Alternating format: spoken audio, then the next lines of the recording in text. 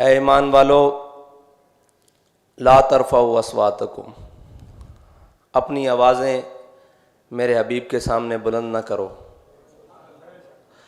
اور حضور کی آواز سے بلند نہ کرو۔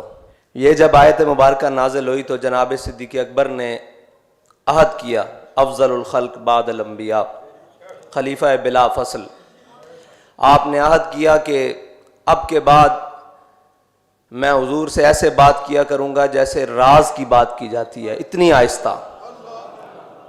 اور حضرت عمر رضی اللہ تعالیٰ عنہ حضور سے اس طرح بات فرماتے کہ سید عالم صلی اللہ علیہ وسلم کو دوبارہ پوچھنے کی حاجت آتی، مطلب اتنی آہستہ۔ جب یہ آیت نازل ہو گئی تو صحابہ کرام نے اس پر سب نے عمل شروع کر دیا۔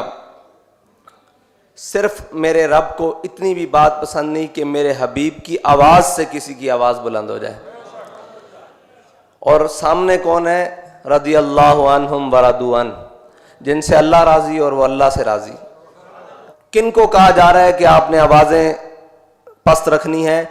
کہ جن کے عمل کے بارے میں سید رسول اللہ صلی اللہ علیہ وسلم نے خود فرمایا میرے صحابی نے جو ایک مٹھ جو اللہ کی راہ میں خرچ کیا، اگر کوئی اس کے بعد احد پہاڑ جتنا سونا بھی خرچ کرے تو وہ برابر نہیں ہو سکتا۔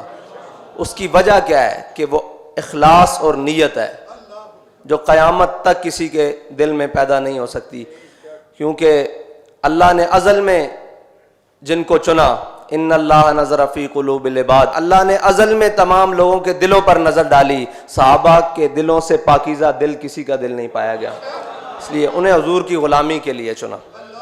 نبی کریم صلی اللہ علیہ وسلم کے بارگاہ میں اونچی اور چلا کے بات کرنے والوں کے لیے بہت وعیدیں اللہ تعالیٰ نے قرآن پاک میں نازل فرمائیں۔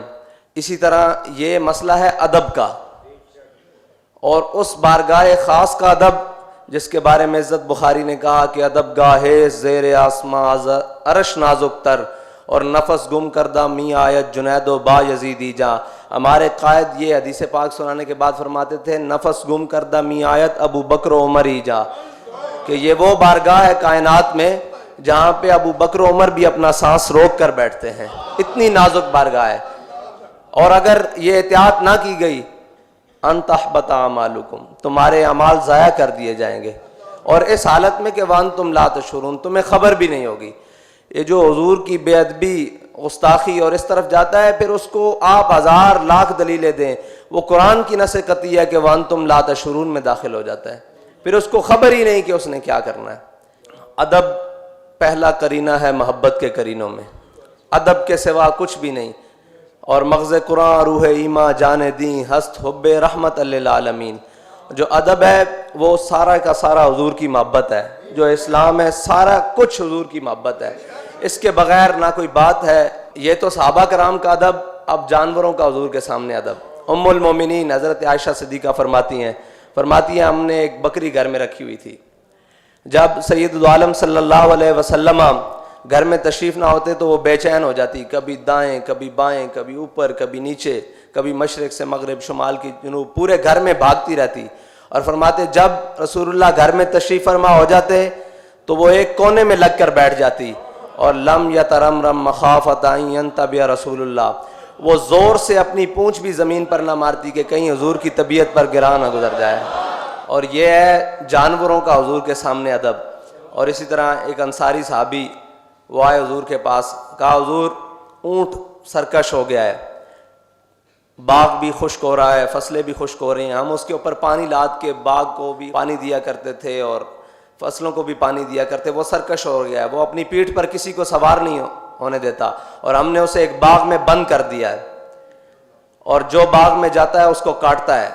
سید عالم صلی اللہ علیہ وسلم خود تشریف لے گئے، آپ جب سامنے باغ کے گئے آپ نے فرمایا دروازہ کھول دو، انہوں نے کہا حضور یہ وحشی ہو گیا ہے، حضور نے فرمایا دروازہ کھول دو۔ جب دروازہ کھلا تو وہ بھاگتا ہوا حضور کی جانب دوڑا، اور آ کے اس نے، ہمارے قائد کہتے تھے لمبے لمبے ہونٹ حضور کے قدموں میں رکھ دیے۔ یہ تو ہو گیا جانوروں کا حضور سے ادب۔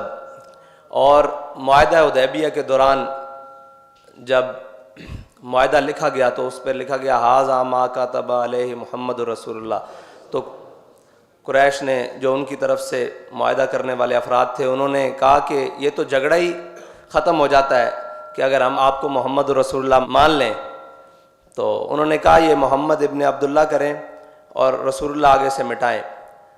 تو حضور نے حضرت علی کو حکم دیا، علی کہ یہ مٹا دو۔ فرمایا لا امحو کا ابدا، حضور علی آپ کا لکھا ہوا نام نہیں مٹا سکتا۔ اللہ کے حکم ہے، حضور نے فرمایا علی مٹا دو، لا امحو کا ابدا، قیامت تک علی آپ کا لکھا ہوا نام نہیں مٹا سکتا۔ اور جہاں میرے آقا و مولا کا نام لکھا ہوگا قیامت تک کوئی مولا علی کا غلام اس کو مٹا نہیں سکتا۔ یہ ہمارے لیے ہے نا سب کچھ۔